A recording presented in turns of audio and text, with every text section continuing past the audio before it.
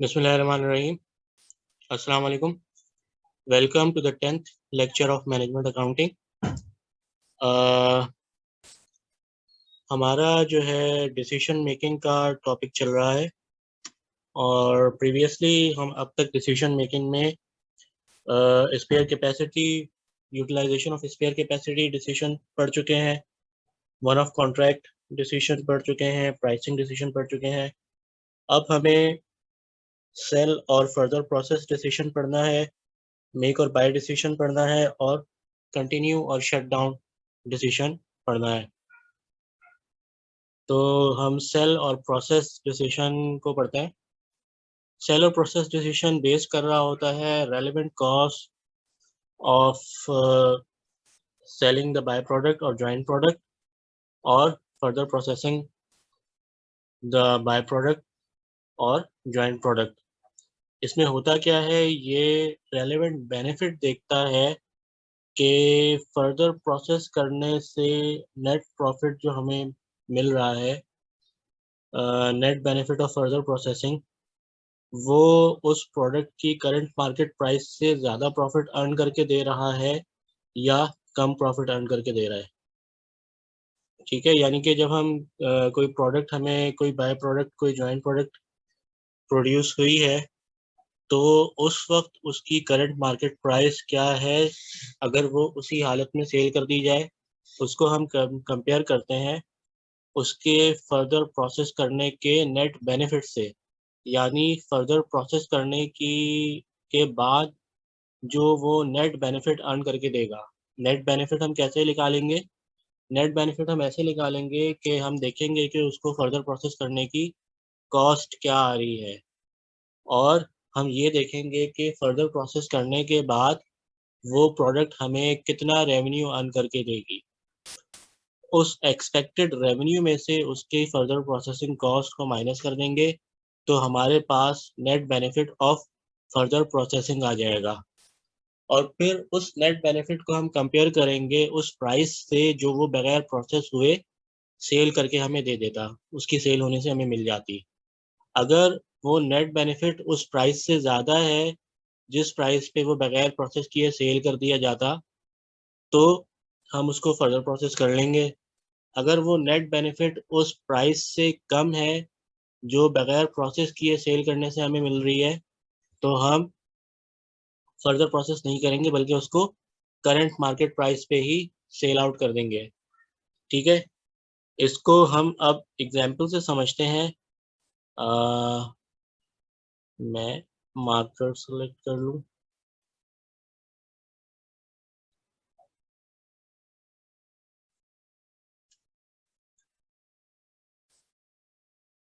ठीक है, एक एग्जांपल है सेल और प्रोसेस डिसीजन की। एक कंपनी है जो कि दो जॉइंट प्रोडक्ट बना रही है और दोनों जॉइंट प्रोडक्ट एक कॉमन प्रोसेस से होते हुए आ रहे हैं। उस कॉमन प्रोसेस का जो इनपुट है वो 100 kg है, यानी कि उस प्रोसेस में 100 kg ऑफ रॉ मटेरियल डलता है और फिर उस कॉमन प्रोसेस में प्रोसेस होने के बाद उसका आउटपुट जो है वो दो जॉइंट प्रोडक्ट होता है, जॉइंट प्रोडक्ट 1 और जॉइंट प्रोडक्ट 2। जॉइंट प्रोडक्ट 1 जो है वो 40 किलोग्राम मिलती है और जॉइंट प्रोडक्ट 2 जो है वो 60 किलोग्राम मिलती है। अच्छा, जॉइंट प्रोडक्ट 2 जो है वो 60 किलोग्राम मिलती है। थोड़ा सा हैंग हो रहा है, थोड़ा सा वेट कीजिएगा, मैं दोबारा इसको रिज्यूम करता हूँ।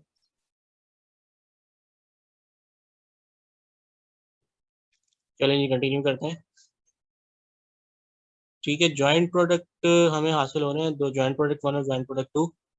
जॉइंट प्रोडक्ट 1 40 किलोग्राम हमें मिल रहा है और जॉइंट प्रोडक्ट 2 जो है वो 60 किलोग्राम मिल रहा है और जो कॉमन प्रोसेस की कॉस्ट है वो है 400 रुपीज़ पर 100 किलोग्राम ऑफ इनपुट। ठीक है, अच्छा, जॉइंट प्रोडक्ट 1 के बारे में कहा जा रहा है कि joint product 1 can be sold for ₹10 पर kilogram and joint product 2 can be sold for ₹16 पर किलोग्राम। ठीक है, जॉइंट प्रोडक्ट 1 जो है वो ₹10 का सेल किया जा सकता है और जॉइंट प्रोडक्ट 2 जो है ₹16 का सेल किया जा सकता है पर किलोग्राम। और अल्टरनेटिवली जॉइंट प्रोडक्ट 1 के बारे में कह रहा है कि जॉइंट प्रोडक्ट 1 को फर्दर प्रोसेस किया जा सकता है फिनिश प्रोडक्ट 1 में। कॉस्ट ऑफ फर्दर प्रोसेसिंग जो है वो कंप्राइज करती है ₹6 पर किलोग्राम वेरिएबल कॉस्ट और fix cost of ₹120,000 per year. ठीक है। अच्छा, उसके अलावा वो कह रहा है कि of this fix cost 96,000 would be directly attributable to the further processing operation. ठीक है, लेकिन 120,000 की जो फिक्स कॉस्ट है उसमें से 96,000 जो है वो एट्रीब्यूटेबल है टू फर्दर प्रोसेसिंग और रिमेनिंग 24,000 जो है would be an appointment of apportionment है बेसिकली, सॉरी ये अपॉर्शनमेंट है, apportionment of general fixed overhead cost. ठीक है, यानी कि ये डायरेक्टली एट्रीब्यूटेबल नहीं है फर्दर प्रोसेस से, यानी कि अदर वर्ड्स में ये relevant cost of further processing नहीं है। ठीक है। द फर्दर प्रोसेस प्रोडक्ट यानी कि फिनिश प्रोडक्ट 1 जो है उसकी प्रोसेस होने के बाद सेलिंग प्राइस 28 पर किलोग्राम हो जाएगी मार्केट में और ये एस्टिमेट है कि 15,000 किलोग्राम जो है वो जॉइंट प्रोडक्ट 1 का जो है प्रोसेस किया जाएगा, प्रोड्यूस किया जाएगा हर साल। There is no losses in any process. ठीक है, किसी प्रोसेस में कोई लॉस नहीं, यानी कि जो इनपुट डल रहा है वो पूरा पूरा आउटपुट होके आ रहा है, आउटपुट बन के आ रहा है और कोई लॉस नहीं है। Required a joint product 1 will be sold as soon as it is produced from the common process or should it be further process, यानी कि पूछा जा रहा है कि जॉइंट प्रोडक्ट 1 को इमीडिएटली सेल कर देना चाहिए या इसको फर्दर प्रोसेस करके फिनिश प्रोडक्ट 1 को सेल करना चाहिए। ठीक है, तो हम देखते हैं कि जॉइंट प्रोडक्ट 1 की selling price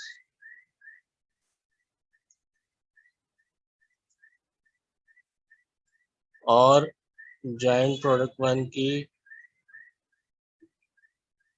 further process cost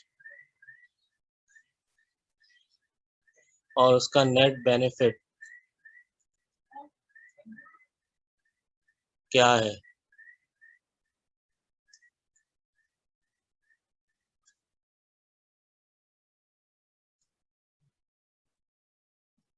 ठीक है, तो हम देखते हैं कि जॉइंट प्रोडक्ट 1 को फर्दर प्रोसेस करने का एडिशनल बेनिफिट हमें क्या मिलेगा या एडिशनल कॉस्ट हमें क्या आएगी। अगर हमें एडिशनल बेनिफिट मिल रहा होगा तो हम फर्दर प्रोसेसिंग की तरफ चले जाएंगे। अगर हमें एडिशनल कॉस्ट आ रही होगी फर्दर प्रोसेस करने की तो हम फर्दर प्रोसेस नहीं करेंगे। तो शुरू करते हैं। हम देखते हैं कि फर्दर प्रोसेस होने के बाद वो क्या प्राइस अर्न करके दे रहा होगा, यानी फर्दर प्रोसेस होने के बाद उसकी सेलिंग प्राइस क्या हो जाएगी। तो जनाब फर्दर प्रोसेस होने के बाद उसकी सेलिंग प्राइस ₹28 पर किलोग्राम हो जाएगी। तो हमने ये ले ली selling price after further processing ₹28 per kilogram. ठीक है, और फर्दर प्रोसेस करने की कॉस्ट क्या है। फर्दर प्रोसेस करने की कॉस्ट है ₹6 पर किलोग्राम, यानी वेरिएबल कॉस्ट है ₹6 पर किलोग्राम। सेलिंग प्राइस में से हम वेरिएबल कॉस्ट माइनस कर देंगे तो हमें नेट कंट्रीब्यूशन पर यूनिट आ जाएगा 22 का। ठीक है, और विदाउट प्रोसेसिंग अगर उसको सेल कर दिया जाता तो जॉइंट प्रोडक्ट 1 सेल होती ₹10 की। तो selling price without further processing, इसके नीचे मैंने नोट का साइन बना दिया है आइडेंटिफाई करने के लिए कि ये बिफोर फर्दर प्रोसेसिंग की है और ये आफ्टर फर्दर प्रोसेसिंग की है। ठीक है, selling price without further processing 10 की। ठीक है, आफ्टर फर्दर प्रोसेसिंग हमें जो नेट बेनिफिट मिल रहा है, जो नेट कंट्रीब्यूशन मिल रहा है पर यूनिट, वो मिल रहा है 22 का। उस नेट कंट्रीब्यूशन में से अगर हम सेलिंग प्राइस को माइनस कर दें तो हमें एडिशनल बेनिफिट पर यूनिट मिल रहा है ₹12 का ऑन फर्दर प्रोसेसिंग।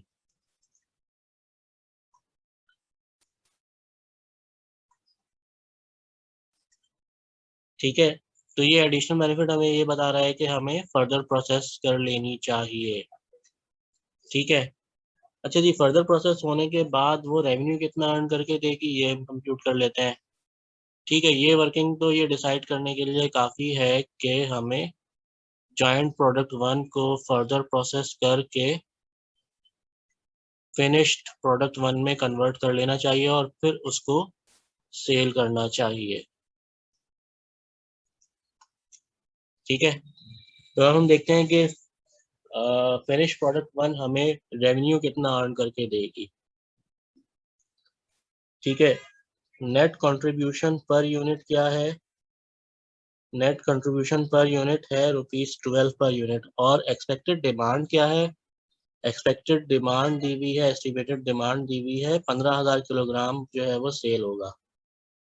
ठीक है, जॉइंट प्रोडक्ट 1 का माइनस। ठीक है, तो आगे इसने बताया कि यहाँ पे कोई लॉसेस नहीं है प्रोसेस में, तो इसका मतलब है कि 15,000 किलोग्राम को अगर हम फर्दर प्रोसेस करेंगे तो क्योंकि कोई लॉस नहीं हो रहा है इसलिए हमें फिनिश प्रोडक्ट 1 का भी 15,000 यूनिट ही 15,000 किलोग्राम ही मिलेगा।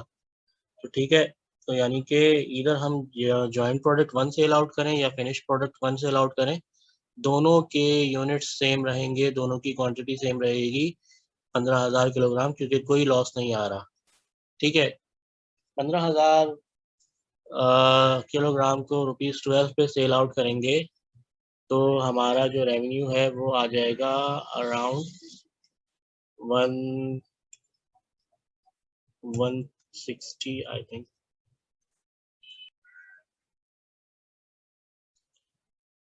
15,000 किलोग्राम को जब 15,000 किलोग्राम की सेल पे हमें ₹12 पर यूनिट का कंट्रीब्यूशन अर्न होगा, तो टोटल कंट्रीब्यूशन जो हमें अर्न होगा वो होगा 180,000 का। ठीक है, और फिर फिक्स कॉस्ट क्या कह रहा है सवाल? फिक्स कॉस्ट कह रहा है कि फिक्स कॉस्ट 120 पर ईयर है, जिसमें से फर्दर प्रोसेस को जो एट्रीब्यूटेबल है वो 96,000 है। यानी कि फर्दर प्रोसेसिंग के लिए जो फिक्स कॉस्ट है वो 96,000 जो है वो रेलेवेंट है। ठीक है, 180 में से 96,000 हम निकाल देंगे तो हमारे पास नेट प्रॉफिट आ जाएगा फिनिश प्रोडक्ट 1 का। ठीक है, इसको कैलकुलेट करके देख लेते हैं।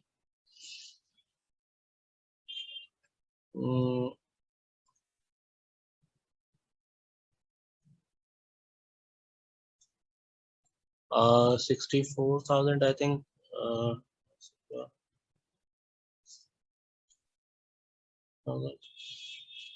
84,000 बनेगा। ठीक है, तो जनाब अगर हम फर्दर प्रोसेस करके सेल करें जॉइंट प्रोडक्ट 1 को तो हमें 84,000 का नेट प्रॉफिट अर्न होगा। ठीक है, इसको देख लेते हैं, आई होप समझ में आया होगा आपके।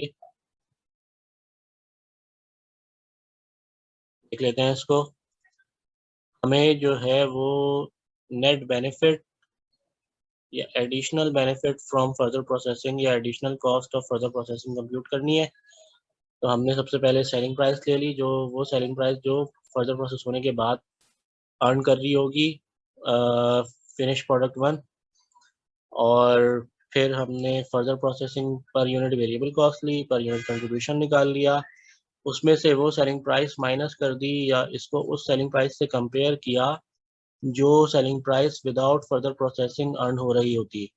और फिर हमने देखा कि हमारे पास नेट बेनिफिट आ रहा है या नेट कॉस्ट आ रही है।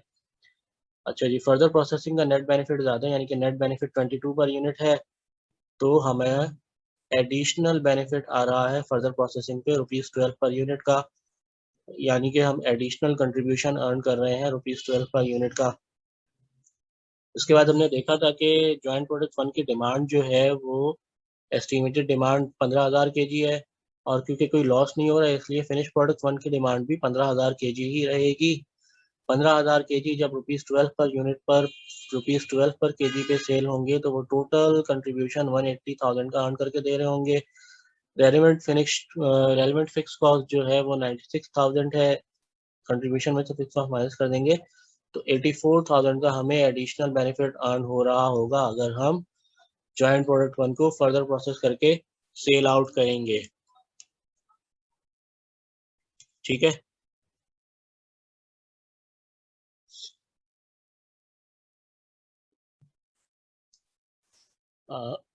चलें जी, मेक और बाय डिसीजन की एग्जांपल देख लेते हैं। मेक और बाय डिसीजन में दो अप्रोचेज होती हैं। एक अप्रोच ये होती है कि आप relevant cost of buying compute करें, relevant cost of making compute करें और इसको आपस में कंपेयर करें, और कंपेयर करके रेलेवेंट सेविंग ऑफ बाइंग या relevant saving of making compute करें। अगर रेलेवेंट सेविंग ऑफ बाइंग आ रही है, यानी कि बाइंग में आपको रेलेवेंट सेविंग हो रही है, तो आप बाइंग के डिसीजन की तरफ चले जाएंगे, और अगर रेलेवेंट सेविंग इन मेकिंग हो रही है तो आप मेक के डिसीजन की तरफ चले जाएंगे, आप इंटरनल प्रोडक्शन की तरफ जाएंगे। दूसरी अप्रोच ये होती है कि आप डिफरेंशियल कॉस्ट ऑफ बाइंग या डिफरेंशियल कॉस्ट ऑफ मेकिंग निकाल लें, और जो भी लिमिटिंग फैक्टर है उस डिफरेंशियल कॉस्ट को लिमिटिंग फैक्टर से डिवाइड करके differential cost per limiting factor compute कर लें। जिसकी डिफरेंशियल कॉस्ट ऑफ बाइंग सबसे ज़्यादा आ रही होगी उसको हम इंटरनली प्रोड्यूस करेंगे क्योंकि उसमें कॉस्ट ज़्यादा आ रही है, और जिस प्रोडक्ट की डिफरेंशियल कॉस्ट ऑफ बाइंग सबसे कम आ रही होगी हम उसको बाय कर लेंगे क्योंकि उसकी बाइंग में कॉस्ट कम है, प्रोडक्शन में कॉस्ट ज़्यादा होगी। और इस तरह differential cost per limiting factor की बेस पर हम प्रोडक्ट्स की रैंकिंग कर देंगे। ठीक है।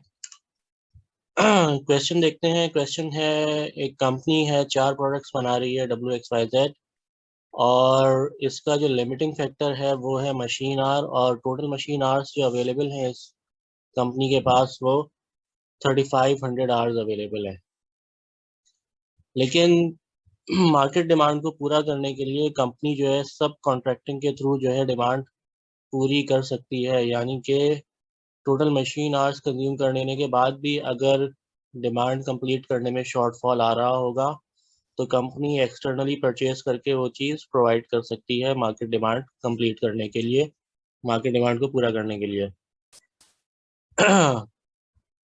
डाटा दिया हुआ है प्रोडक्ट्स वाइज। एनुअल डिमांड है तमाम प्रोडक्ट्स की, W की 4000 यूनिट्स हैं, X की 6000 यूनिट्स है, Y की 3000 है, Z की 5000 है। कॉस्ट और प्राइस का डाटा दिया हुआ है। Selling price per unit W की 15 है, X की 20 है, Y की 18 है, Z की 17 है। Variable cost of production per unit in house manufacturing दी हुई है। 5 पर यूनिट W की है, 7 पर यूनिट X की है, 6 पर यूनिट Y की है, 7 पर यूनिट Z की है।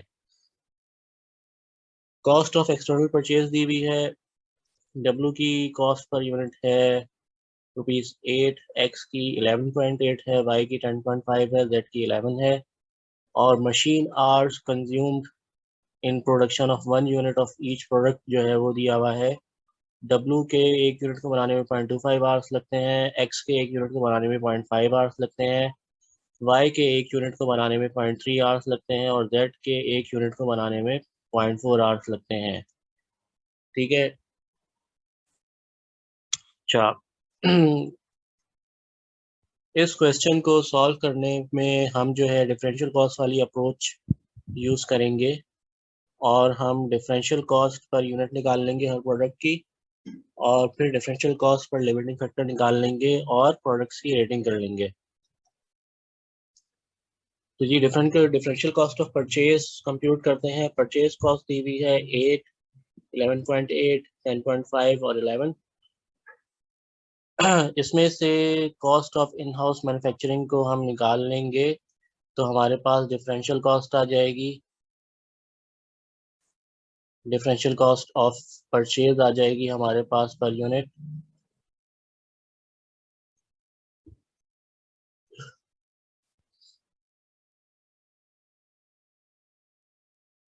प्रोडक्ट डब्ल्यू की डिफरेंशियल कॉस्ट पर यूनिट होगी 3, 8 में से 5 या 3 बचा।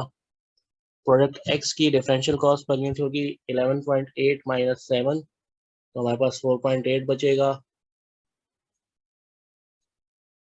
प्रोडक्ट वाई की डिफरेंशियल कॉस्ट पर यूनिट होगी 10.5 माइनस 6, तो हमारे पास 4.5 बचेगा। और जेड की डिफरेंशियल कॉस्ट पर यूनिट होगी 11 माइनस 7, तो हमारे पास 4 आ जाएगा। इस तरह हमारे पास तमाम प्रोडक्ट्स की डिफरेंशियल कॉस्ट पर यूनिट आ गई। इसको मशीन आवर्स पर यूनिट से डिवाइड कर देंगे तो हमारे पास differential cost per limiting factor आ जाएगी और फिर हम उसकी रैंकिंग कर देंगे। 3 को 0.25 से मल्टीप्लाई करेंगे,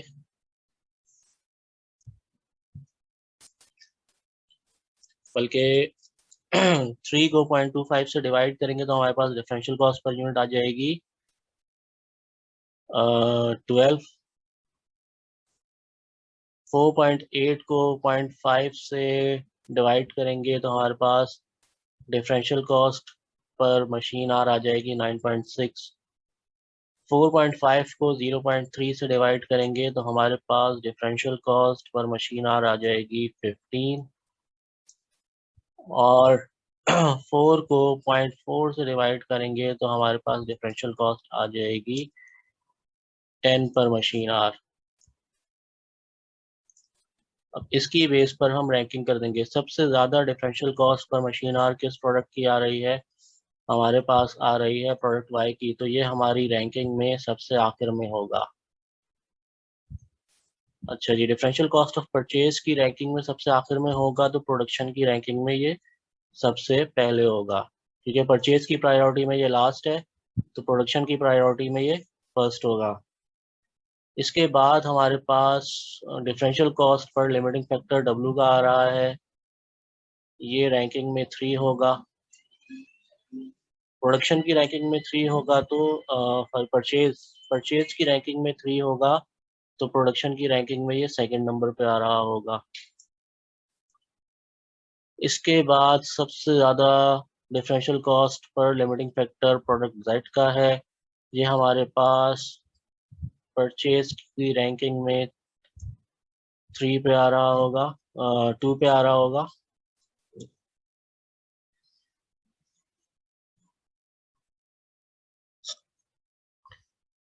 डिफरेंशियल कॉस्ट ऑफ परचेज की रिस्पेक्ट में ये सेकंड रैंकिंग में आ रहा होगा और प्रोडक्शन की रैंकिंग में ये थर्ड नंबर पे होगा। और सबसे कम differential cost of purchase X की है, तो ये परचेज की रैंकिंग में नंबर 1 पे आ रहा होगा और प्रोडक्शन की रैंकिंग में ये लास्ट प्रायोरिटी पे होगा, यानी कि नंबर 4 पे आ रहा होगा। इस तरह से हमने इसकी रैंकिंग कर दी और इस रैंकिंग के हिसाब से हम अवेलेबल मशीन आवर्स को यूज़ करेंगे। ठीक है, इसको देख लेते हैं, डिमांड की रिस्पेक्ट में देखते हैं। हमारे पास प्रोडक्शन की रैंकिंग में नंबर 1 पे वाई है, तो सबसे पहले हम वाई प्रोड्यूस करेंगे। वाई की डिमांड है 3000 यूनिट्स और इसके एक यूनिट को प्रोड्यूस करने में 0.3 आवर्स लगते हैं। तो टोटल आवर्स इसकी प्रोडक्शन में जो कंज्यूम होंगे वो होंगे 3000 इंटू 0.3, 900 आवर्स इसकी प्रोडक्शन में कंज्यूम हो जाएंगे। प्रोडक्शन की सेकेंड रैंकिंग में हमारे पास प्रोडक्ट डब्ल्यू है। प्रोडक्ट डब्ल्यू की डिमांड जो है वो 4000 यूनिट्स है और इसके एक यूनिट को प्रोड्यूस करने में 0.25 आवर्स लगते हैं। इसकी प्रोडक्शन में 4000 इंटू 0.25 1000 आवर्स कंज्यूम हो जाएंगे। हमारे पास इन टोटल 1900 आवर्स कंज्यूम हो गए। 3500 आवर्स में से हमारे पास रिमेनिंग जो है वो 3400 आवर्स रह गए हैं दूसरी प्रोडक्ट्स को प्रोड्यूस करने के लिए। ठीक है, प्रोडक्शन की रैंकिंग में थर्ड रैंकिंग में हमारे पास प्रोडक्ट जेड आ रही है, तो हम जेड प्रोड्यूस करेंगे और जेड की डिमांड 5000 आवर्स है, 5000 यूनिट्स हैं और एक यूनिट को प्रोड्यूस करने में 0.4 आवर्स लगते हैं। तो मार्केट डिमांड को पूरा करने के लिए हमें जेड को प्रोड्यूस करने के लिए कितने आवर्स चाहिए होंगे? 5000 आवर्स को 0.4 से मल्टीप्लाई करेंगे तो रिक्वायर्ड जो है मार्केट डिमांड को पूरा करने के लिए वो 2000 आवर्स चाहिए। लेकिन हमारे पास इस वक्त जो है वो 1600 आवर्स अवेलेबल है। 34 में से 1900 आवर्स, 35 में से 1900 आवर्स जो है वो कंज्यूम हो चुके हैं। तो हमारे पास रिमेनिंग जो है वो 1600 आवर्स बचे हैं। तो 1600 आवर्स में हम कितने यूनिट प्रोड्यूस कर सकते हैं? 1600 आवर्स को हम डिवाइड कर देंगे आवर्स पर यूनिट से, जो कि 0.4 है, तो हमारे पास 4000 यूनिट्स आ जाएंगे। यानी हम Z के 4000 यूनिट्स प्रोड्यूस कर सकते हैं अवेलेबल आवर्स से। इसमें जो है हमारे 1600 आवर्स कंज्यूम हो जाएंगे और रिमेनिंग डिमांड Z की हम परचेज करेंगे 1000 यूनिट्स और X के टोटल 6000 यूनिट्स हम परचेज कर रहे होंगे, X प्रोड्यूस नहीं कर रहे होंगे। इस तरह हमारे पास प्रोडक्शन शेड्यूल बन जाएगा, प्रोडक्शन एंड परचेज शेड्यूल। ठीक है, नीचे इसका सॉल्यूशन देख लेते हैं। यहाँ पे ये सारी वर्किंग रैंकिंग की हुई है डिफरेंशियल कॉस्ट की बेस पर, differential cost per limiting factor की बेस पर। रैंकिंग करने के बाद हमने टेबल की फॉर्म में जो है प्रोडक्शन आवर्स और परचेज कंप्यूट कर लिए है। प्रोडक्शन आवर्स 3500 थे, हमने रैंकिंग के हिसाब से सबसे पहले 3000 यूनिट्स प्रोड्यूस किए, वाई के 900 आवर्स कंज्यूम हो गए। उसके बाद सेकंड रैंकिंग पे डब्ल्यू आ रहा था, 400 यूनिट्स प्रोड्यूस किए तो 1000 आवर्स फर्दर कंज्यूम हो गए, टोटल 1900 आवर्स कंज्यूम हो गए। थर्ड यूनिट के लिए हमारे पास 1600 आवर्स अवेलेबल थे, तो 1600 आवर्स में हम 4000 यूनिट्स प्रोड्यूस कर सकते थे, हमने वो प्रोड्यूस किए और रिमेनिंग 1000 यूनिट्स हमने परचेज किए और एक्स के पूरे पूरे 6000 यूनिट्स हमने परचेज करके सेल किए हैं। इस तरह से परचेज एंड प्रोडक्शन शेड्यूल बना लिया हमने, यहाँ पे वर्किंग की और उसकी बेस पे हमने ये शेड्यूल बना दिया।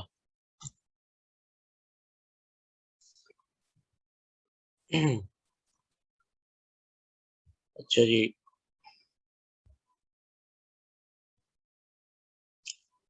हम देखते हैं।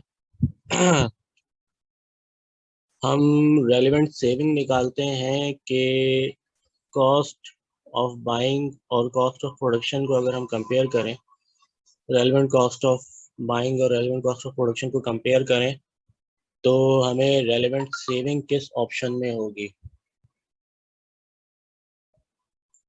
अगर हम रेलेवेंट कॉस्ट ऑफ बाइंग देखें तो रेलेवेंट कॉस्ट ऑफ बाइंग, अगर हम बाइंग को कंटिन्यू करते हैं तो उस केस में हमारी रेलेवेंट कॉस्ट ऑफ बाइंग क्या होगी? 20,000 बेल्स हम परचेज कर रहे हैं एट ₹5 ईच, तो हमारी रेलेवेंट कॉस्ट ऑफ बाइंग एक तो ये होगी, जो हम 20,000 यूनिट्स पे 5 यूनिट्स परचेज कर रहे हैं, 1 लाख हमारी रेलेवेंट बाइंग होगी। और उसके अलावा बाइंग के ऑप्शन पे अगर हम रहते हैं तो बाइंग के ऑप्शन पे रहने की वजह से हमारी जो मशीनरी, न्यू मशीनरी हमें इंस्टॉल करनी पड़ रही थी प्रोडक्शन के लिए, वो कॉस्ट हमें सेव हो जाएगी। और वो कॉस्ट हमें कितनी सेव होगी? वो कॉस्ट हमें 10,000 सेव होगी, क्योंकि हमें उसका पर ईयर डेप्रिसिएशन सेव हो रहा होगा। ज़ाहिर है ये कैपिटल एक्सपेंडिचर है, तो हम पूरा पूरा एक्सपेंडिचर पहले साल में तो नहीं लेंगे, बल्कि उसकी लाइफ पे स्प्रेड करेंगे। तो हमें एनुअली हमें 10,000 सेव हो रहा होगा अगर हम बाइंग के ऑप्शन को कंटिन्यू करते हैं। ठीक है, एक तो परचेज करने की कॉस्ट रेलिवेंट कॉस्ट है, और उस पर जो सेविंग हो रही है डेप्रिसिएशन की वो रेलिवेंट सेविंग है। तो बाइंग के ऑप्शन को कंटिन्यू करने पर हमें 90,000 की रेलिवेंट कॉस्ट आ रही है। अगर हम प्रोडक्शन की तरफ जाते हैं तो प्रोडक्शन का डाटा दिया हुआ है, मटेरियल है ₹2 पर यूनिट, लेबर है ₹1 पर यूनिट, और वेरिएबल ओवरहेड 100% ऑफ लेबर है तो वेरिएबल ओवरहेड भी ₹1 पर यूनिट है। इस तरह हमारी total variable cost per unit जो है ₹4 पर यूनिट आ रही है। ठीक है, और अगर हम मैन्युफैक्चर करते हैं तो मैन्युफैक्चरिंग में हमें 20,000 यूनिट्स मैन्युफैक्चर करने की जो कॉस्ट पड़ेगी वो पड़ेगी 20,000 इंटू ₹4 पर यूनिट, यानी कि 80,000 पड़ेगी अगर हम मैन्युफैक्चर करते हैं, इंटरनली मैन्युफैक्चर करते हैं 20 बेल्स। अगर हम इसको कंपेयर करें, रेलेवेंट कॉस्ट ऑफ परचेज हमें 90,000 पड़ रही थी और रेलेवेंट कॉस्ट ऑफ मैन्युफैक्चरिंग हमें 80,000 पड़ रही है। तो परचेज वाले ऑप्शन को कंटिन्यू करने पर हमारी जो है वो 10,000 एक्स्ट्रा कॉस्ट आ रही है परचेज वाले ऑप्शन को कंटिन्यू करने पर। या दूसरे लफ्ज़ों में हम ये कह सकते हैं कि अगर हम मैन्युफैक्चरिंग, इंटरनल मैन्युफैक्चरिंग की तरफ जाएं तो हमें 10,000 की सेविंग होगी। ठीक है, इस तरह saving in cost by internal manufacturing या इंटरनल प्रोडक्शन हमारे पास आ जाएगी 10,000 यूनिट्स। क्योंकि इसमें हमें सेविंग हो रही है इंटरनल मैन्युफैक्चरिंग में, तो हम इंटरनल मैन्युफैक्चरिंग के ऑप्शन पे चले जाएंगे। ठीक है, दोबारा रिपीट कर देता हूँ मैं इस चीज़ को। मेक और बाय डिसीजन में हम रेलेवेंट कॉस्ट ऑफ बाइंग और रेलेवेंट कॉस्ट ऑफ मेकिंग को कंपेयर करते हैं, और जिस ऑप्शन में हमें सेविंग हो रही होती है वो ऑप्शन हम ऑप्ट कर लेते हैं। ठीक है, यहाँ पे हमने रेलेवेंट कॉस्ट ऑफ बाइंग निकाली, रेलेवेंट कॉस्ट ऑफ बाइंग निकाली, तो रेलेवेंट कॉस्ट ऑफ बाइंग हमारे पास 90,000 इस तरह आई कि बाइंग को ऑप्शन के कंटिन्यू करने पर, बाइंग के ऑप्शन को कंटिन्यू करने पर हमें एक तो 1 लाख की कॉस्ट पड़ रही थी परचेज करने की, लेकिन प्रोडक्शन पे आने के लिए जो हमें मशीनरी परचेज करनी पड़ती उसकी जो पर एनम कॉस्ट आती वो हमें सेव हो रही है, और नेट कॉस्ट हमें 90,000 पड़ रही है बाइंग को कंटिन्यू करने पर। और अगर हम प्रोडक्शन की तरफ जाते हैं तो per unit total cost of production हमें ₹4 पर यूनिट पड़ रही है, और 20,000 यूनिट्स प्रोड्यूस करने की कॉस्ट हमें 80,000 पड़ेगी। तो अगर हम कंपेयर करें तो बाइंग के ऑप्शन को कंटिन्यू करने पर हमें 10,000 की एक्स्ट्रा कॉस्ट बियर करनी पड़ रही है, और प्रोडक्शन की ऑप्शन पर स्विच करने पर हमें 10,000 की रेलेवेंट सेविंग हो रही है। यानी दोनों दोनों एंगल से देख रहे हैं। अगर हम बाइंग के ऑप्शन को कंटिन्यू करें तो बाइंग के ऑप्शन पे हमें 10,000 की एक्स्ट्रा कॉस्ट बियर करनी पड़ रही है, और अगर हम मैन्युफैक्चरिंग की ऑप्शन के ऊपर स्विच कर लें तो हमें 10,000 की रेलिवेंट सेविंग होगी। तो जिस ऑप्शन पे हमें रेलिवेंट सेविंग हो रही है उस ऑप्शन को हम ऑप्ट कर लेंगे और हम इंटरनल मैन्युफैक्चरिंग की तरफ आ जाएंगे। ठीक है, मेक और बाय डिसीजन भी हो गया। अब हम नेक्स्ट देखते हैं एग्जाम्पल शट डाउन और कंटिन्यू डिसीजन की। अच्छा, इससे पहले इसका दूसरा पार्ट भी था, सॉरी, इसका दूसरा पार्ट ये था कि अगर हम 5,000 यूनिट्स के ऑर्डर को एक्सेप्ट कर लें जिसकी प्राइस हमें 4.5 रुपीज़ पर यूनिट पड़ेगी, तो जनाब हमें हमें इंटरनल प्रोडक्शन में टोटल कॉस्ट ऑफ प्रोडक्शन क्या आ रही है, एक यूनिट की 4 आ रही है, और हमारी प्राइस क्या होगी उस ऑफर की, जो प्रपोजल हमारे पास आया है, उस ऑर्डर की जो हमारे पास आया है 4.5 पे हम सेल कर रहे होंगे। तो 4.5 सेलिंग प्राइस होगी और 4 हमारी कॉस्ट आ रही है, तो 0.5 हमें पर यूनिट कंट्रीब्यूशन अर्न हो रहा होगा। 0.5 को हम 5,000 से मल्टीप्लाई करते हैं तो हमें 2,500 का एक्स्ट्रा रेवेन्यू होगा अगर हम ऑफर को एक्सेप्ट कर लेते हैं, ऑर्डर को एक्सेप्ट कर लेते हैं। तो जनाब हम ऑर्डर को एक्सेप्ट कर लेंगे, ये यहाँ पे हुआ हुआ है। ऑर्डर को एक्सेप्ट करने पर हमें जो प्राइस अर्न होगी वो 4.5 पर यूनिट होगी, और मैन्युफैक्चरिंग करने की जो कॉस्ट हमें आ रही है वो 4 पर यूनिट आ रही है। 0.5 का हमें कंट्रीब्यूशन अर्न हो रहा है पर यूनिट पर, और 5,000 यूनिट्स पर हमें टोटल कंट्रीब्यूशन 2,500 का अर्न हो रहा होगा। तो हम इस ऑप्शन को ऑप्ट कर लेंगे। अच्छा जी, अब हम आ जाते हैं शट डाउन डिसीजन पे, जो कि हमारा लास्ट एरिया है डिसीजन मेकिंग का। ठीक है, उसको देखते हैं और इंशाल्लाह इसके बाद हमारा डिसीजन मेकिंग का टॉपिक एंड हो जाएगा।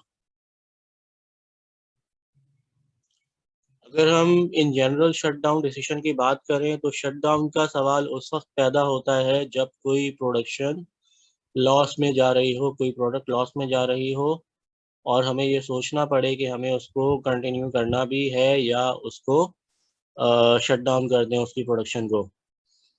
लेकिन इस डिसीजन से पहले हमें ये देखना पड़ता है कि समटाइम्स किसी एरिया ऑफ ऑपरेशन को शट डाउन करने के लिए एक कॉस्ट इनकर करनी पड़ती है।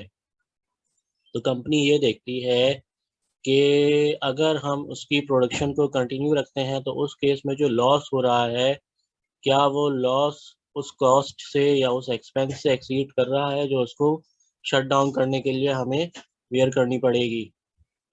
अगर कंटिन्यूएशन कॉस्ट ज़्यादा आ रही होगी तो हम शट डाउन कर देंगे, और अगर कंटिन्यूएशन कॉस्ट कम होगी उस कॉस्ट से जो कि शट डाउन करने के लिए हमें इंकर करनी पड़ेगी, तो हम लॉस बियर करते रहेंगे और ऑपरेशन कंटिन्यू रखेंगे।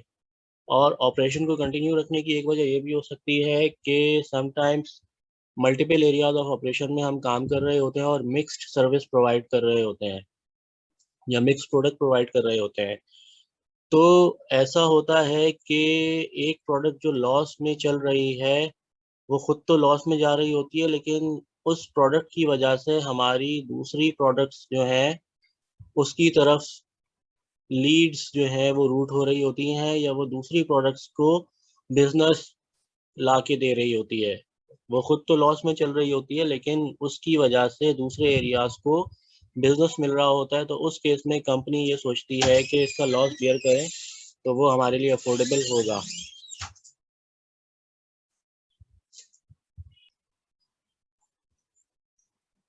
तो शटडाउन डिसीजन को करते हुए हम ये देखते हैं, ये कंपेयर करते हैं कि लॉस ऑन कंटिन्यूएशन हमें ज़्यादा पड़ रहा है या उस ऑपरेशन को डिसकंटिन्यू करने की कॉस्ट हमें ज़्यादा पड़ रही है।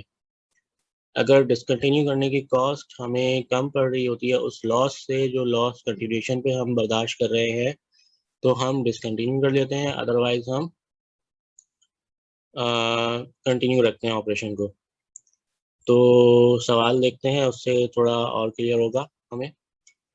एक कंपनी है 2 लाख यूनिट प्रोड्यूस कर रही है प्रोडक्ट एक्स के, और अपनी नॉर्मल कैपेसिटी पे काम कर रही है। मैन्युफैक्चरिंग कॉस्ट पर यूनिट का डाटा दिया हुआ है, डायरेक्ट मटेरियल 7.8 का, डायरेक्ट लेबर 2.1 की, वेरिएबल ओवरहेड 2.5 और production cost, product cost per unit जो है वो 4 है। इस तरह टोटल कॉस्ट पर यूनिट 16.4 बन रही है और ईच यूनिट जो है वो 21 रुपीज़ का सेल होता है, जिसकी with variable selling and administration expenses of 60 पैसा पर टिन। ठीक है, और वेरिएबल सेलिंग और एडमिन एक्सपेंस जो है पर टिन पर जो है वो 60 पैसा आ रहे हैं। ठीक है, during the next quarter only 10,000 units can be produced and sold, यानी कि नेक्स्ट क्वार्टर में 10,000 यूनिट्स जो है वो प्रोड्यूस और सेल हो सकते हैं। मैनेजमेंट प्लान कर रही है कि शट डाउन कर दिया जाए प्लांट को, और एस्टिमेट कर रही है कि fix manufacturing cost shut down करने से 74,000 तक आ जाएगी रिड्यूस होकर। When the plant is operating, the fixed overheads are incurred at a uniform rate throughout the year. Additional cost of plant shutdown जो है for the quarter जो पड़ेगी वो पड़ेगी 14,000 shutdown cost। ठीक है, सवाल क्या है कि अपना ओपिनियन एक्सप्रेस करो कि कैलकुलेशन के साथ कि प्लांट को शट डाउन होना चाहिए या नहीं, और शट डाउन पॉइंट कंप्यूट करके बताओ for the quarter in units, यानी कि कितने यूनिट्स पर वो पॉइंट आ जाएगा जहां पर हमें ये सोचना पड़ेगा कि अब उससे नीचे अगर प्रोडक्शन गई तो हमें शट डाउन कर देना चाहिए।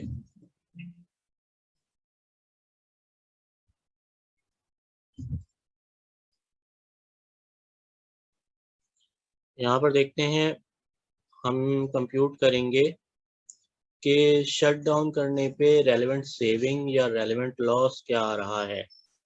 अगर शट डाउन करने पर रेलेवेंट सेविंग आ रहा होगा तो हम शट डाउन डिसीजन की तरफ चले जाएंगे, अगर रेलेवेंट लॉस आ रहा होगा शट डाउन करने पर तो हम कंटिन्यू रखेंगे ऑपरेशन को। तो यहाँ पे देखते हैं कि यहाँ पर क्या हो रहा है।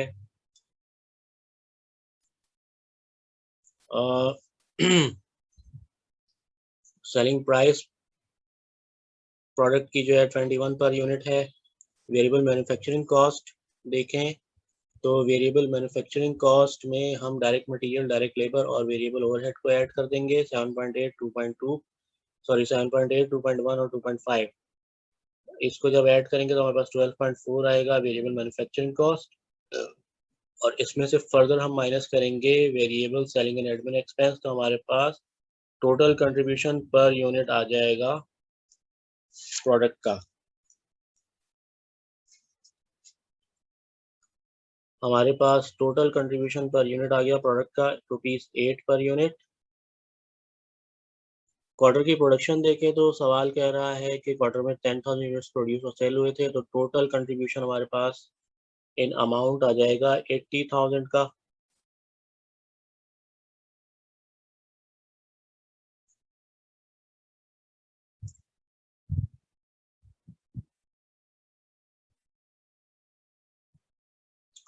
तो हम अगर हम शट डाउन डिसीजन की तरफ जाएं तो हमें 80,000 का कंट्रीब्यूशन लूज करना पड़ेगा जो हम प्रोडक्शन में कमा रहे थे। समझ में आ रही है ये चीज़? अगर हम उस चीज़ को प्रोड्यूस करें तो उस चीज़ की प्रोडक्शन में हमें ₹8 का कंट्रीब्यूशन अर्न हो रहा था जब हम प्रोडक्शन कंटिन्यू कर रहे थे। तो अब हम अगर शटडाउन की तरफ जाएंगे तो शटडाउन करने पर हमें ये ₹8 पर यूनिट का कंट्रीब्यूशन लूज करना पड़ेगा, यानी कि हमारा रेलेवेंट लॉस होगा, ये कंट्रीब्यूशन लॉस होगा ऑन शटडाउन। तो टोटल लॉस हमारा कितना हो गया 80,000 का। दूसरी तरफ सवाल कह रहा है कि अगर हम डिसकंटिन्यूएशन करेंगे तो हमारी फिक्स मैन्युफैक्चरिंग कॉस्ट रिड्यूस होकर 74,000 तक रह जाएगी। ठीक है, यानी कि हमें फिक्स मैन्युफैक्चरिंग कॉस्ट में कितनी सेविंग होगी वो हमें निकालनी है। Relevant saving in fix manufacturing cost, तो अभी तो 74,000 पर आ गई, तो यानी कमी कितनी हुई ये हमें निकालनी है। आगे सवाल बता रहा है कि जब प्लांट ऑपरेट कर रहा था तो फिक्स ओवरहेड जो है वो यूनिफॉर्म रेट पर अप्लाई हो रही थी। ठीक है,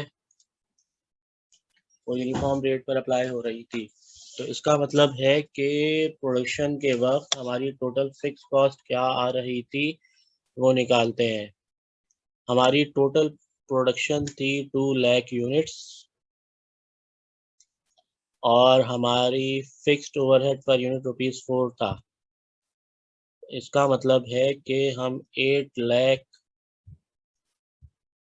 का टोटल फिक्स मैन्युफैक्चरिंग ओवरहेड इंकर कर रहे थे। ठीक है, तो अगर हम एक क्वार्टर की फिक्स्ड ओवरहेड निकालें, फिक्स मैन्युफैक्चरिंग ओवरहेड, तो इसको 4 से डिवाइड कर देंगे हम। तो जनाब हमारे पास एक क्वार्टर की total fixed manufacturing cost 2 lakh रुपए आ जाएगी, और अब ये 2 लाख से कम होकर 74,000 तक रह गई है। तो हमें सेविंग कितनी हुई है, कितनी कमी हुई है कॉस्ट में, वो निकाल लेंगे। 2 लाख से 74,000 माइनस कर देंगे तो 126,000 की हमें रेलेवेंट सेविंग हो रही है शटडाउन करने पर। ठीक है, आगे सवाल बता रहा है कि शटडाउन करने की जो कॉस्ट होगी उस क्वार्टर में वो 14,000 की कॉस्ट आएगी, एडिशनल कॉस्ट जो कि शटडाउन करने की कॉस्ट होगी प्लांट को। तो वो कॉस्ट हमारी रेलेवेंट कॉस्ट होगी। इसका नेट इम्पैक्ट देखें तो टोटल कॉस्ट हमारे पास 94,000 आ रही है और फिक्स कॉस्ट में सेविंग 126,000 की हो रही है, तो हमें टोटल रेलिवेंट सेविंग 32,000 की हो रही है। जनाब, ये सोल्यूशन बहुत छोटा है लेकिन बहुत टेक्निकल है, तो आई होप ये आपको समझ में आ रहा होगा। मैं दोबारा बता देता हूँ। ठीक है, total relevant cost, relevant saving हमें 32,000 की हो रही है। हमें शट डाउन करने पर 32,000 की टोटल रेलिवेंट सेविंग हो रही है, तो हम प्लांट को शट डाउन कर लेंगे। मैं दोबारा बता देता हूँ विद कॉन्सेप्ट कि जब हम शट डाउन डिसीजन पे जा रहे होते हैं तो शट डाउन डिसीजन पे हम ये शट डाउन डिसीजन की नौबत उस वक्त आती है जब हम किसी प्रोडक्ट में लॉस इंकर कर रहे होते हैं और लॉस इंकर करने की वजह से हमें ये सोचना पड़ता है कि हमें वो शट डाउन कर देनी चाहिए, वो लॉस बर्दाश्त करना चाहिए। इस डिसीजन को करने में हम दो चीज़ें कंपेयर करते हैं, शट डाउन करने की कॉस्ट और वो लॉस जो हम ऑलरेडी इंकर कर रहे हैं। अगर शट डाउन करने की कॉस्ट उस लॉस से ज़्यादा होती है जो हम बर्दाश्त कर रहे हैं, तो हम लॉस बर्दाश्त करते रहते हैं। और अगर शट डाउन करने की कॉस्ट उस लॉस से कम है जो हम ऑलरेडी बर्दाश्त कर रहे हैं, तो हम शट डाउन कर देते हैं। लेकिन इसमें एक और पॉइंट आता है कि समटाइम्स हम मिक्स सर्विसेज प्रोवाइड कर रहे होते हैं, मिक्स प्रोडक्ट प्रोवाइड कर रहे होते हैं, तो एक प्रोडक्ट में लॉस आने के बावजूद दूसरी प्रोडक्ट्स में हमें प्रॉफिट आ रहा होता है, तो हम उस प्रोडक्ट को कंटिन्यू रखते हैं। और दूसरी चीज़ ये होती है कि जो प्रोडक्ट हमारी लॉस में चल रही होती है, समटाइम्स ऐसा होता है कि वो खुद तो लॉस में चल रही होती है, लेकिन उस प्रोडक्ट की वजह से हमारी दूसरी प्रोडक्ट्स की तरफ जो है वो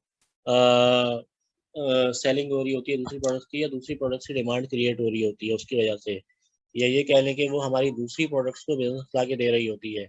वो प्रोडक्ट खुद तो लॉस में जा रही होती है लेकिन हमारे दूसरे एरियाज को बिजनेस ला के दे रही होती है, तो उस केस में भी हम लॉस बर्दाश्त करते रहते हैं और कंटिन्यू रखते हैं।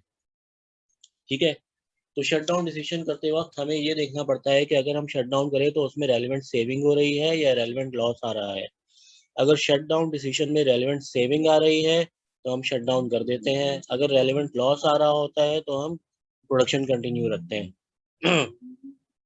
अब इस सवाल में देख लेते हैं। इस सवाल में हमें डाटा दिया हुआ है, हमें प्रोडक्शन दी हुई है, लाइक यूनिट्स की प्रोडक्शन है, पर यूनिट कॉस्टिंग की डिटेल दी हुई है, डायरेक्ट इनडायरेक्ट और फिक्स्ड कॉस्ट बताई हुई है, डायरेक्ट मटेरियल बताया हुआ है, डायरेक्ट लेबर बताया हुआ है, वेरिएबल ओवरहेड बताया हुआ है, फिक्स्ड ओवरहेड पर यूनिट बताया हुआ है और total product cost per unit हमारे पास 16.4 आ रही है। एडिशनल में बताया हुआ है कि 60 पैसा variable selling and admin cost भी लग रही है। सेलिंग प्राइस प्रोडक्ट की 21 है, सेलिंग प्राइस प्रोडक्ट की 21 है और क्वार्टर में 10,000 यूनिट्स जो है वो सेल प्रोड्यूस और सेल हो सकते हैं। मैनेजमेंट ये सोचती है कि अगर शट डाउन कर दिया जाए तो फिक्स मैन्युफैक्चरिंग कॉस्ट कम होकर 74,000 तक आ जाएगी और fix manufacturing overhead uniform basis पर throughout the year apply हो रही है। ठीक है।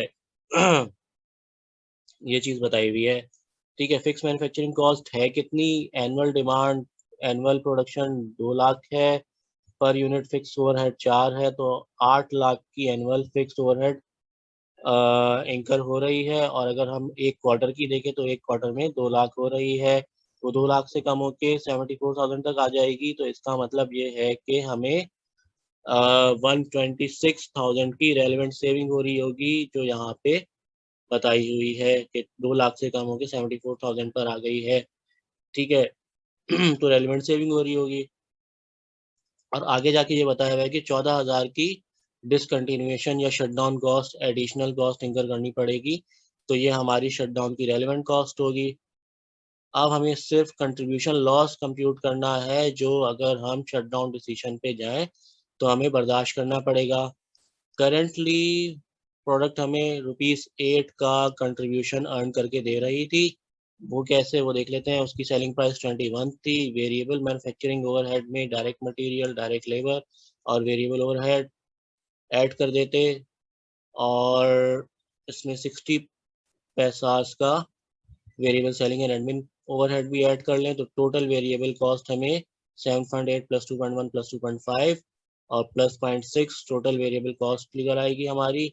ये तमाम वेरिएबल कॉस्ट हम सेलिंग प्राइस में से माइनस करके कंट्रीब्यूशन निकाल लेंगे। वो कंट्रीब्यूशन जो प्रोडक्शन कंटिन्यू करने पर हमें अर्न हो रहा था, अगर हम शटडाउन पे जाते हैं तो वो कंट्रीब्यूशन लॉस हमें बर्दाश्त करना पड़ेगा। जो कि रेलेवेंट कॉस्ट ऑफ शटडाउन है। हम इसको देख लेंगे, टोटल कर लेंगे तो हमें इन टोटल 32,000 की रेलेवेंट सेविंग आ रही होगी। क्योंकि हमें शट डाउन करने पर रेलेवेंट सेविंग आ रही है, इसलिए हम शट डाउन डिसीजन की तरफ चले जाएंगे। ठीक है। अच्छा, अब दूसरा पार्ट है। दूसरा पार्ट ये कह रहा है कि शट डाउन पॉइंट कंप्यूट करके बताओ इन टर्म्स ऑफ यूनिट्स। ठीक है। शट डाउन पॉइंट वो पॉइंट होगा जहां पर अगर उससे नीचे प्रोडक्शन जाए तो प्रोडक्शन कंटिन्यू करना हमारे लिए फीजिबल नहीं रहेगा। इन अदर वर्ड्स हम ये कह सकते हैं कि शट डाउन पॉइंट वो पॉइंट है जहां पर कंटिन्यूएशन की कॉस्ट और डिसकंटिन्यूएशन की कॉस्ट या एडिशनल कॉस्ट ऑफ शटडाउन बराबर हो जाएंगी। कंटिन्यूएशन की कॉस्ट बराबर हो जाएगी शटडाउन कॉस्ट के। ठीक है। अगर हम इसको इक्वेट करना चाहें तो हमें अभी इन टर्म्स ऑफ यूनिट नहीं पता कि कितने यूनिट्स पर जाकर वो पॉइंट आएगा। तो हम कह सकते हैं कि अज्यूम करें कि एक्स नंबर ऑफ यूनिट्स वो पॉइंट है जहां पर कंट्रीब्यूशन जो है, कंटिन्यूएशन कॉस्ट जो है वो बराबर हो जाएगी शटडाउन कॉस्ट के। ठीक है। तो हम देखते हैं,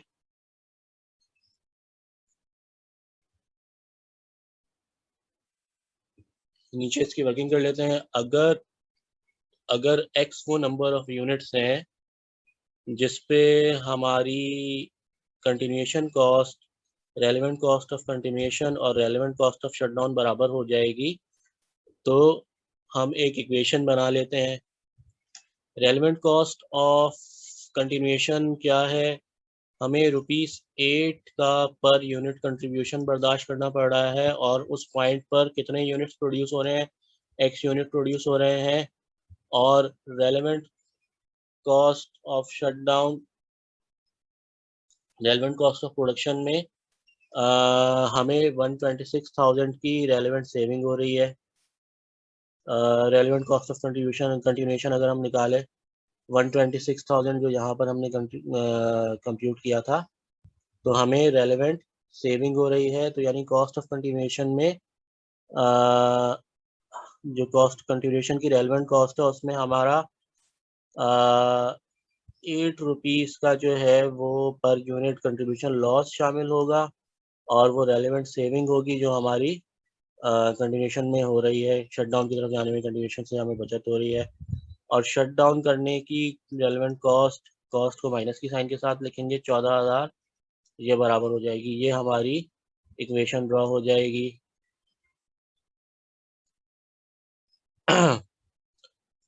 अच्छा,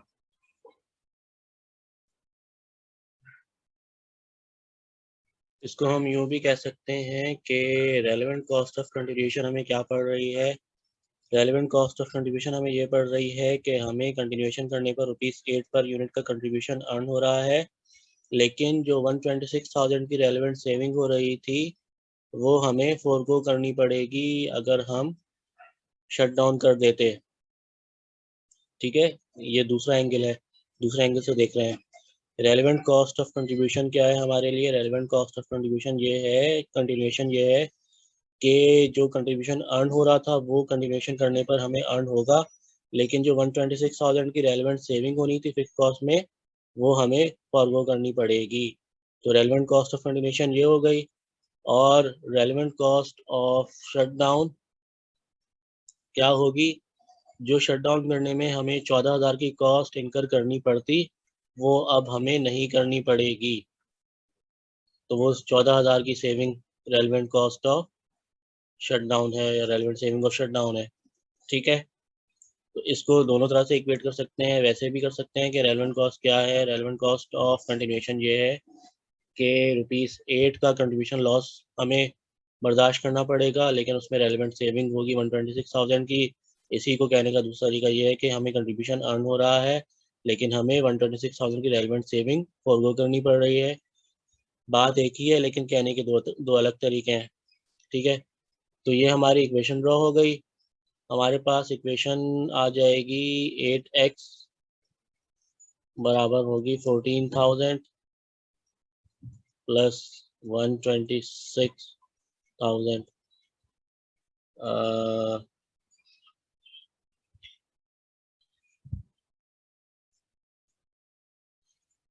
हमने रेलेवेंट कॉस्ट ऑफ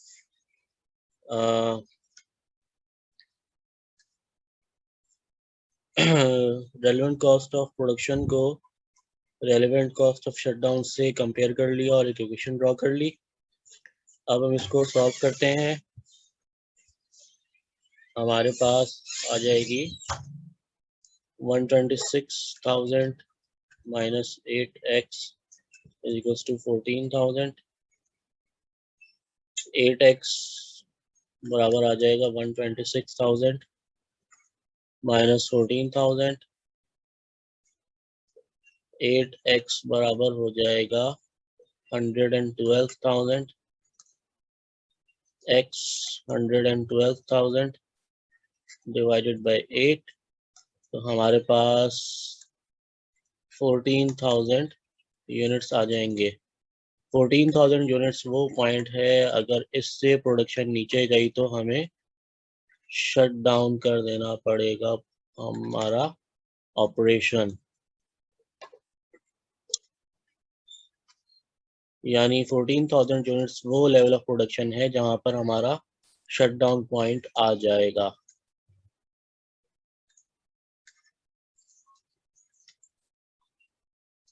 इसके साथ ही हमारा डिसीजन मेकिंग का टॉपिक कंप्लीट हो गया है। Thank you for watching lecture. अल्लाह हाफिज़।